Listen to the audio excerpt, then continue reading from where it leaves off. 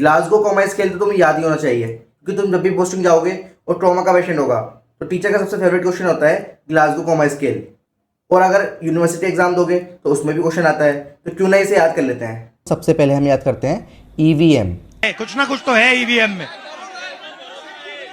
और सीक्वेंस याद करेंगे 4 5 6। ठीक है, तो इसमें 4 क्राइटेरिया होंगे, इसमें 5 क्राइटेरिया होंगे, इसमें 6 क्राइटेरिया होंगे। ठीक है, टोटल स्कोर होगा हमारा 15। तो आई रिस्पॉन्स में क्या होगा, अगर पेशेंट नॉर्मली आइज ओपन कर रहा है तो स्कोर होगा 4, अगर पेशेंट बोलने पर आँख खोल रहा है तो 3, पेन होने पर आँख खोल रहा है तो 2, अगर पेशेंट आइज ओपन ही नहीं कर रहा है तो 1। वर्बल रिस्पॉन्स में क्या होगा, अगर वो नॉर्मली बात कर रहा है तो 5, अगर पेशेंट बात तो कर रहा है पर उसको सेंटेंस समझ नहीं आ रहे हैं तो 4, अगर पेशेंट कुछ टूटे फूटे वर्ड्स बोल रहा है, कुछ भी बोल दे रहा है तो 3 होगा, अगर पेशेंट कुछ बोल रहा है पर उसकी लैंग्वेज ही समझ नहीं आ रही है तो 2, अगर पेशेंट बोल ही नहीं रहा है तो 1। अब मोटर रिस्पॉन्स, अगर पेशेंट कमांड्स को ओबे कर रहा है तो 6, लोकलाइज कर रहा है पेन को तो 5, अगर वो पेन होने पर अपने बॉडी पार्ट्स को हटा दे रहा है तो 4, पेन होने पर बॉडी को फ्लेक्स कर रहा है तो 3, अगर पेन होने पर बॉडी उसकी एक्सटेंड हो रही है तो 2, और अगर कोई मूवमेंट नहीं है बॉडी की तो 1। ठीक है,